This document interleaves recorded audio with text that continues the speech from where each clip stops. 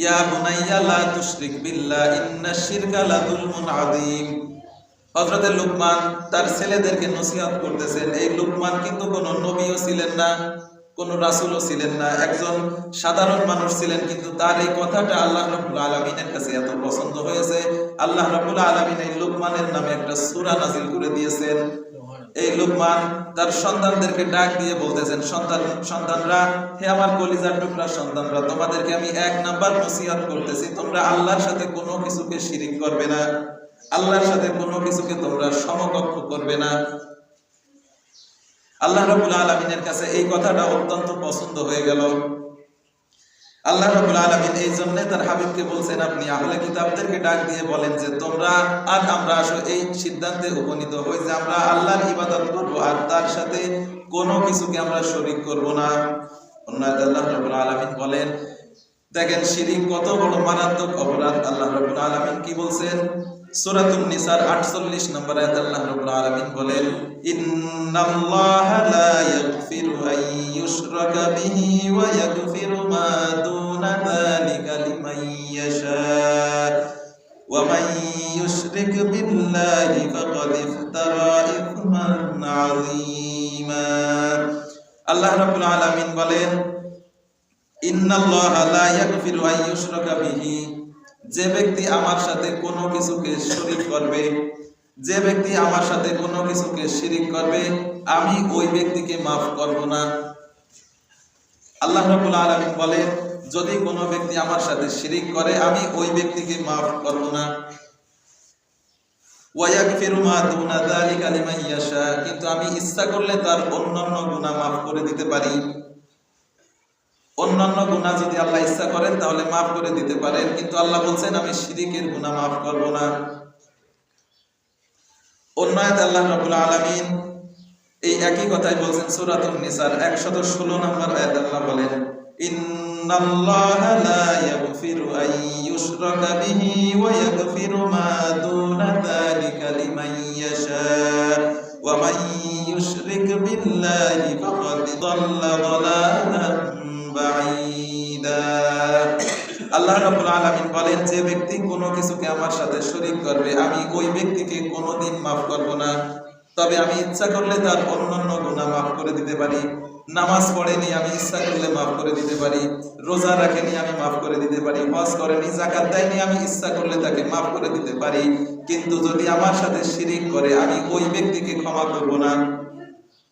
তাহলে শিরিক কত বড় অপরাধ, শিরিক কেন বড় অপরাধ একটু চিন্তা করেন। আমরা এখানে যারা আছি শুধুমাত্র বাচ্চারা বাদে সবার বউ আছে না নেই? বউ আছে। এই বউটা আপনি পেয়েছেন, ওইটা তার বাবা মা তাকে লালন পালন করেছে 16 বছর 15 বছর পর্যন্ত। আপনি 15 বছর বয়সে ওই মেয়েটাকে বিয়ে করে এনেছেন। এই মহিলাকে আপনি সোনা দিয়ে, গহনা দিয়ে অথবা অন্য কিছু দিয়ে আপনি তাকে সাজিয়ে রেখে দেননি। বউ কি কারো সাজায় রাখা আছে সোনা দিয়ে বান্ধাই রেখেছে এরকম না। এই বউটা আপনার বাড়ির সমস্ত কাজ করতেছে, আপনার ছেলে মেয়ে লালন পালন করতেছে। বিনিময়ে আপনি তাকে হয়তো 3 বেলা খাবার আর তার প্রয়োজনীয় জিনিস দিচ্ছেন, একটু পোশাক দিচ্ছেন, একটু চিকিৎসা দিচ্ছেন। তার প্রয়োজনীয় যে মৌলিক চাহিদাগুলো আছে এই চাহিদাগুলো আপনি পূরণ করতেছেন। এর বাইরে আপনি তাকে তৈরিও করেননি, তার একটা চোখও আপনি বানাননি, তার একটা হাত বানাননি, তার একটা পা বানাননি, তার মাথাটা আপনি বানাননি। শুধুমাত্র আপনি তাকে কিছুদিন খাওয়াচ্ছেন, হয়তো 20 বছর নয় 50 বছর তাকে খাওয়াচ্ছেন। আমার প্রশ্ন হচ্ছে, এই মহিলা যদি অন্য কোনো পুরুষের সাথে পরকীয়া করে, কোন বাপের বেটা আছে যে ভালোভাবে মাইনে নেবেন যে আমার বউ ভালো কাজ করেছে? মানবেন কেন? কেউ মানবে? যেই বউ 15 বছর তার বাবার বাড়িতে ছিল, 15 বছরের পরে আপনার সাথে সম্পর্ক, আপনি তার জন্য কিছুই করেন না, শুধু তার প্রয়োজনীয় জিনিসগুলো পূরণ করেন। এই বউ যদি পরকীয়া করে আমরা কেউ মেনে নিতে পারবো না। এমনকি যদি ওই বউ সামনের পরে আসে, দেখলেই তো রাগ হবে। আপনি তখন বলবেন যে তোর দেনমোহরের কত টাকা আছে? যদিও 20 লাখ হয় নাই, আমার একটা কিডনি বিক্রি করে দিলেও তোরে আমি পরিশোধ করে দিলাম, তোরে অন্তত আমার সামনে রাখতে চাই না। একটা কিডনি সহজরে বিদায় দিলে দিবে, সামনে রাখবে না, এরকম না? তাহলে একটু বোঝেন, এই বউর জন্য আপনি কি বা করছেন? হয়তো কিছুদিন আপনি তারে খাওয়াইছেন, তার প্রয়োজনীয় চাহিদাগুলো পূরণ করছেন, এর বিনিময়ে বউ যদি কারোর সাথে পরকীয়া করে আপনি মানতে পারতেছেন না, আর মানতে পারার কথাও না। তাই কি? ইমানদার যে সে মানতে পারবে না।